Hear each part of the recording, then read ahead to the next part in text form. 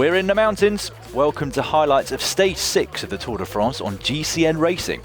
A look back at yesterday. A hilly day resulted in a reduced bunch sprint into Colmar, and profiting from the lack of pure sprinters was Mr. Consistency himself, Peter Sagan, taking his 12th Tour de France stage win.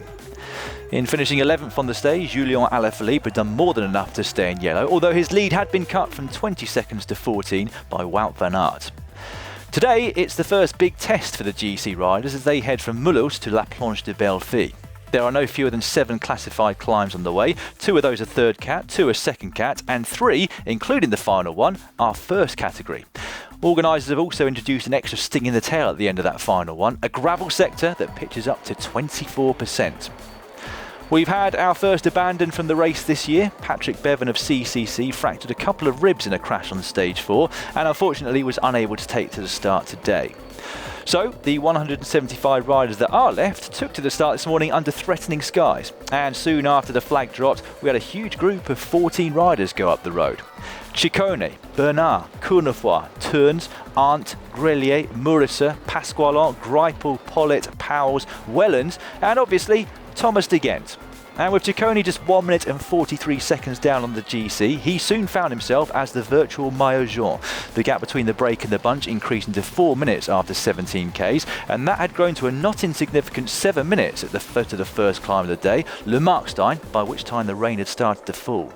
At the top of that first climb, it was current KOM leader Tim Wellens who took the maximum 10 points, and behind him, the man that won the same competition at the Giro, Giulio Ciccone. On the next climb of the day, only a third cat, it was de Gendt who got the better of Ciccone, but then on the third climb, the Col de Hunsdruck, it was Nathanael Berhane of Cofidis who stole a march on the Lotto Soudal duo. Onto the Ballon d'Alsace, the gap had ballooned to over 9 minutes, the possibility of a stage win looking increasingly likely for the riders up front. Over the top, Wellens was once again on top, taking a further 10 points, Murison crossing the line in second and Ciccone in third. What a change at the head of affairs in the bunch with 37 Ks to go. Bora Hansgrohe now taking the lead. Although it was only a matter of time before this happened, wasn't it? Thomas de Gendt had had enough of riding with others, attacking solo on the Col de Croix, taking maximum points at the summit and pressing on over the top and down the descent. However, on the penultimate climb of the day, the Col de Chevreres, de Gendt's dream was shattered.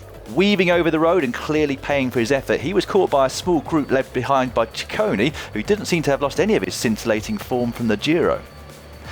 And over the top, Ciccone took the maximum points, but also a potentially crucial 8 bonus seconds that were on offer. A new initiative from ASO this year, which features on 8 key climbs of the race.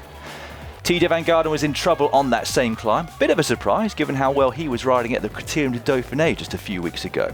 A surprise too, perhaps, to see world champion Valverde on the front that early. Movistar clearly intent on going for the stage win today. Those are the final slopes of La Planche de Belleville, and halfway up it was looking even better for the break. Ciccone setting the pace on the front, dropping Wellens and Murison, only the Belgian Dylan Teuns able to stay with him. With Valverde seemingly done for the day, it was time for Ineos to take over, but with only Kwiatkowski left to do the work, it didn't look like the same dominant force of years gone by.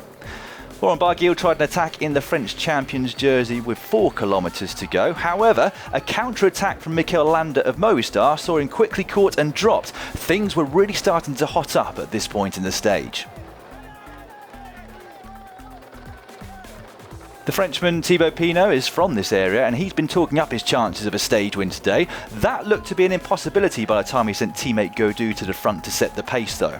Back up to the front, and it was Dylan Teuns pressing on as hard as he could on the 24% gradients to the finish line. For a long time, Ciccone was glued to his wheel, but ultimately he lacked the power needed to keep up with Teuns, a classic man whose pedigree in stage races continues to rise. That marked the first ever stage win for him at the Tour de France, and the first for Bahrain Merida too. Ciccone, though, still had hopes of taking yellow, and Alaphilippe behind knew that. He would go on the attack in those closing kilometres to save that jersey for yet another day. A really strong ride from the Frenchman, but even his legs did eventually start to tie up on those gradients. Almost in sight of the line, reigning champion Geraint Thomas was making a big statement. He caught and passed Alaphilippe and put time into all of his key GC rivals.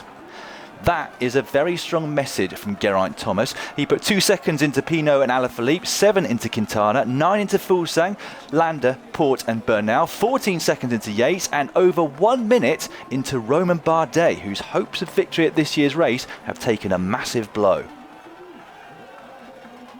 Here is Romain Bardet, a forlorn figure coming into the finish line, and matters made even worse by a mechanical fault just on the line itself.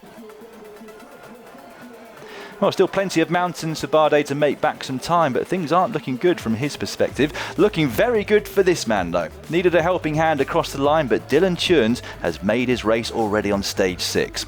11 seconds the gap back to Ciccone by the finish line. Mercer with a great ride to finish 3rd on the day at 1 minute and 5. Geraint Thomas, the best of the GC riders, finishing 4th on the stage.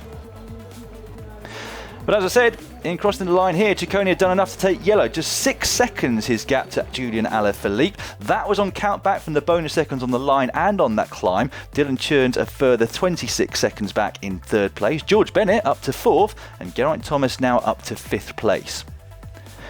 On to tomorrow then, and there's no more rest for the riders as they embark on the longest stage of this year's race. 230 k's from Belfort to Chalon-sur-Saône, and it's a hard one to predict. There are a smattering of climbs over the course of the day, but they are all concentrated in the first half. So it could be for the sprinters, depending on whether their teams are able to control things in that first part. Join us tomorrow to see who triumphed.